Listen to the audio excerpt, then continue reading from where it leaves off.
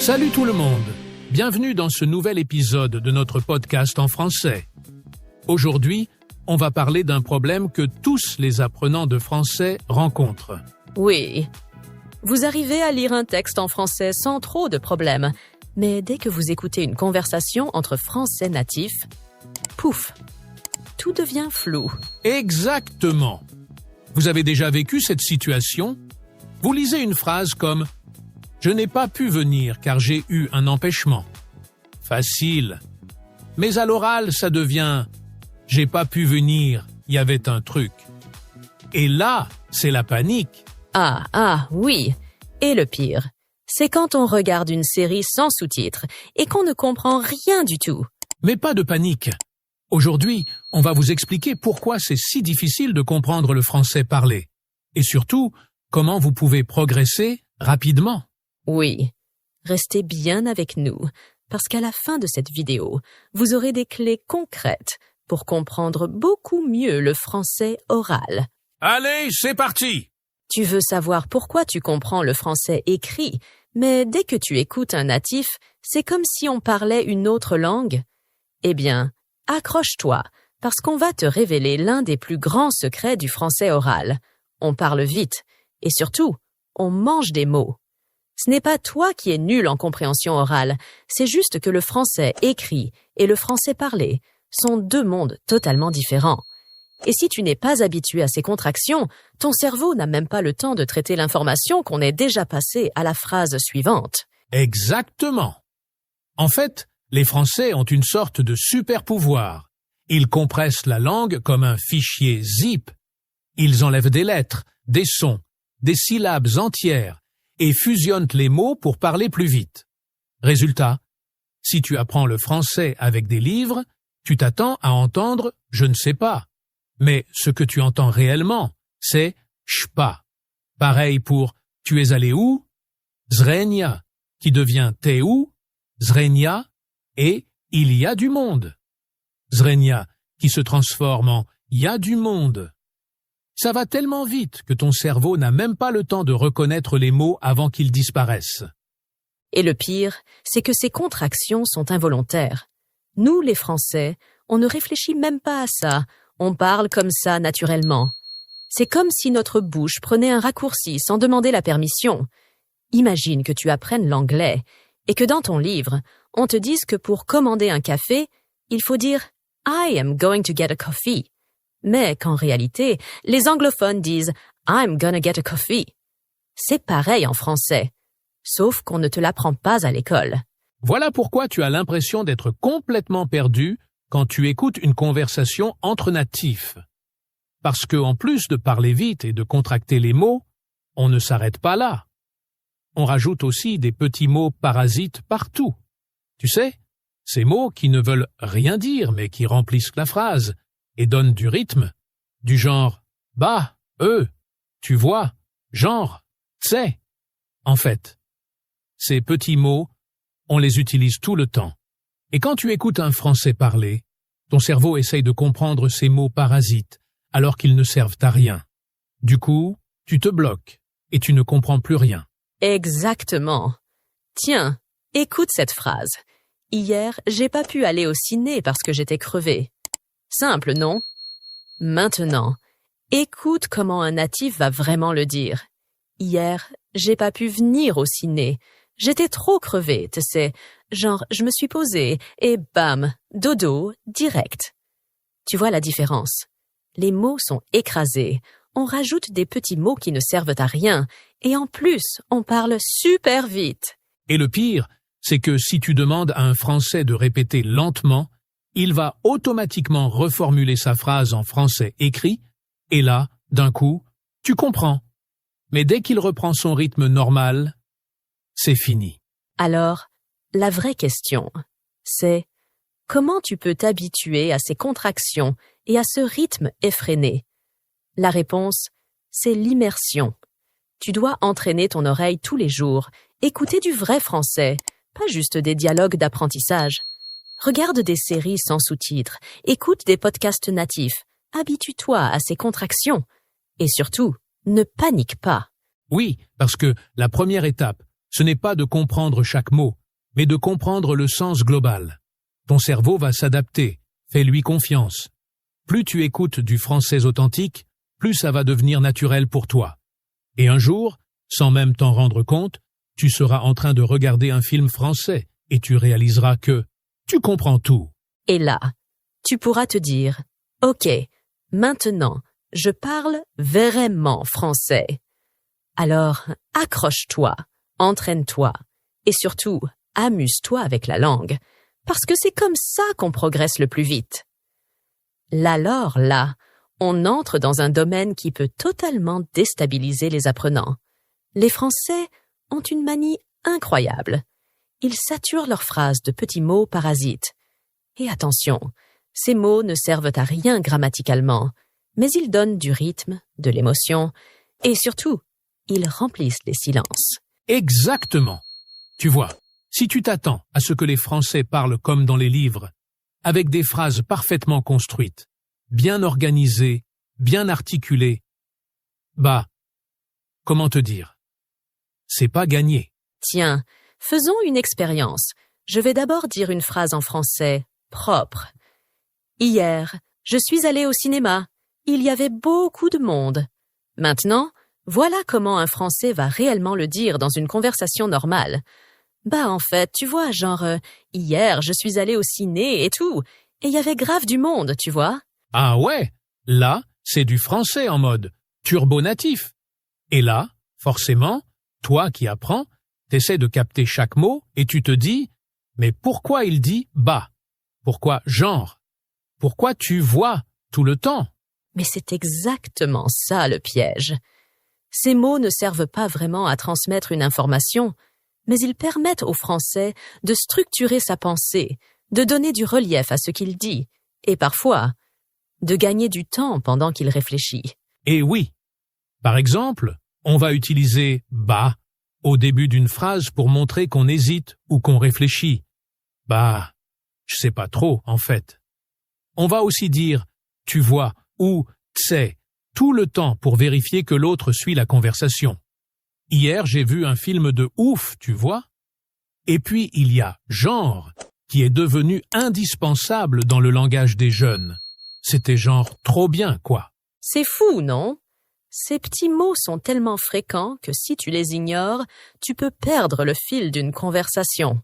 Oui, et là où c'est vicieux, c'est que si toi, tu ne les utilises jamais, ta façon de parler peut paraître trop rigide, trop scolaire.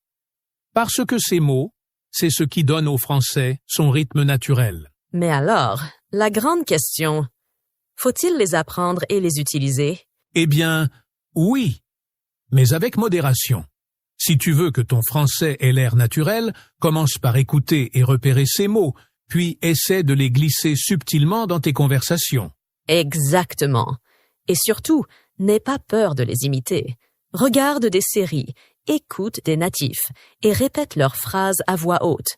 Tu verras que plus tu t'habitues à les entendre, plus tu comprendras le français parlé sans effort. Et qui sait, peut-être qu'un jour, sans même t'en rendre compte, tu lâcheras un petit « en fait », genre tu vois. Et là, tu seras officiellement un pro du français oral. Bon, là, on attaque le boss final de la compréhension orale, l'argot et le langage familier.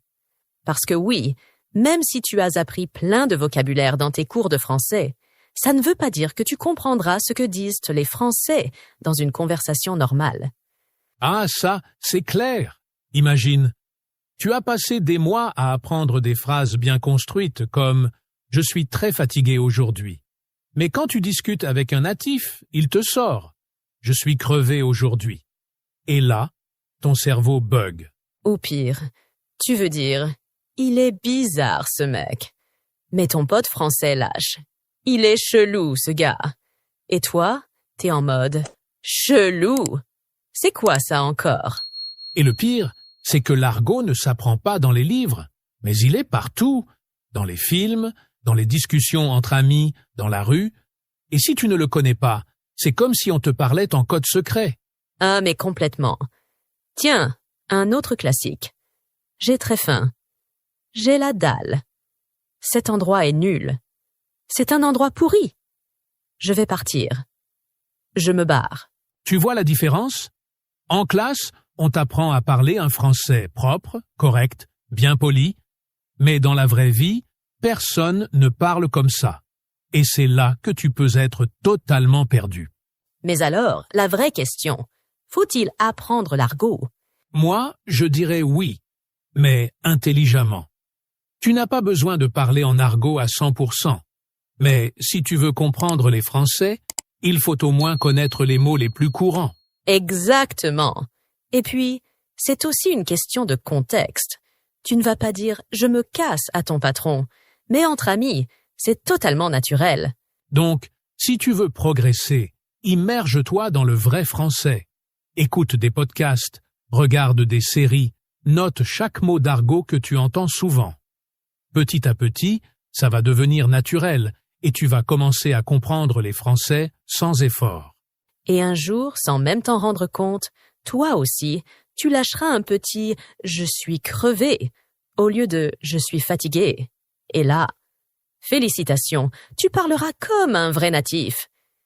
Bon, maintenant, on va être honnête avec vous. On a vu 3 raisons qui expliquent pourquoi vous galérez à comprendre le français parlé. 1. Les Français parlent vite et contractent les mots. Ce que vous lisez dans les livres n'est pas ce que vous entendez dans la rue. En réalité, les natifs raccourcissent les mots, avalent les syllabes et fusionnent les sons. 2. Ils utilisent plein de petits mots et d'expressions familières. Bah, tu vois, genre « en fait, voilà quoi ». Ces mots ne veulent rien dire, mais ils sont partout. Si vous ne les reconnaissez pas, vous perdez le fil de la conversation. 3e, le langage familier et l'argot compliquent tout. Apprendre le français académique, c'est bien, mais dans la vraie vie, il faut comprendre des mots comme chelou, avoir la dalle, c'est relou, je me barre. Sinon, vous risquez de ne rien capter. Mais alors, la vraie question, c'est comment vous pouvez améliorer votre compréhension du français oral rapidement et efficacement. Parce que oui, la bonne nouvelle, c'est que vous pouvez y arriver. Peu importe votre niveau aujourd'hui, il existe des techniques simples et ultra efficaces pour débloquer votre oreille et comprendre les Français sans stress. Écoutez bien, parce que ces 3 actions vont littéralement transformer votre façon d'apprendre. 1er, écoutez du français tous les jours. Si vous voulez comprendre le français parlé, il n'y a pas de secret. Il faut vous immerger dans la langue. Écoutez des podcasts, regardez des vidéos YouTube, mettez des séries et des films en français, même en fond sonore. Peu importe si vous ne comprenez pas tout au début, votre cerveau va s'adapter. L'important, c'est d'entendre du français authentique, tous les jours, même juste 10 minutes. C'est exactement comme une chanson que vous écoutez en boucle. Au bout d'un moment, vous commencez à chanter sans même réfléchir. 2e, notez les mots et expressions que vous entendez souvent. Écouter, c'est bien, mais retenir, c'est mieux. Chaque fois que vous entendez une expression qui revient souvent, notez-la. Faites une petite liste de mots familiers, d'argot, de contractions et répétez-les à voix haute. C'est comme ça que vous allez débloquer votre cerveau. Parce qu'une fois que vous connaissez ces mots, vous ne serez plus bloqué dans la conversation. 3e, pratiquez à voix haute, imitez les natifs. Le meilleur moyen d'apprendre à comprendre le français, c'est aussi de le parler. Vous devez entendre votre propre voix parler français. Répétez les phrases que vous entendez dans des films, des podcasts ou des vidéos. Faites du shadowing. Écoutez une phrase et essayez de la répéter en même temps, avec le même rythme, la même intonation. C'est comme ça que votre bouche et votre cerveau vont s'habituer au son réel du français. Et petit à petit, votre oreille va s'améliorer naturellement. Et surtout, je veux insister sur un truc essentiel. N'ayez pas peur de faire des erreurs. Trop souvent, les apprenants restent bloqués parce qu'ils ont peur de mal prononcer, de se tromper, de ne pas être parfaits. Mais vous savez quoi? Même les Français font des erreurs quand ils parlent. Le but, ce n'est pas d'être parfait, c'est de communiquer. Exactement. Vous n'avez rien à perdre et tout à gagner en osant parler et écouter plus de français. Chaque fois que vous entendez du français, même si vous ne comprenez que 50%, puis 60%, puis 70%, vous progressez. Il faut faire confiance à votre cerveau. Plus vous pratiquez, plus ça devient facile. Et un jour, sans même vous en rendre compte, vous regarderez un film sans sous-titres et vous comprendrez tout. Alors maintenant, on veut savoir, c'est quoi votre plus grand défi avec le français oral? Est-ce que c'est le débit trop rapide? Est-ce que c'est les contractions? Ou alors les mots familiers et l'argot? Dites-le nous en commentaire. On veut vous aider à progresser. Et bien sûr, si cette vidéo vous a aidé, pensez à liker et à vous abonner. Parce qu'on va continuer à vous donner des conseils concrets pour parler et comprendre le français naturellement. Merci d'avoir été avec nous. Vous êtes incroyables. Continuez à apprendre et surtout, n'abandonnez jamais. À très vite pour un nouveau podcast. Ciao tout le monde!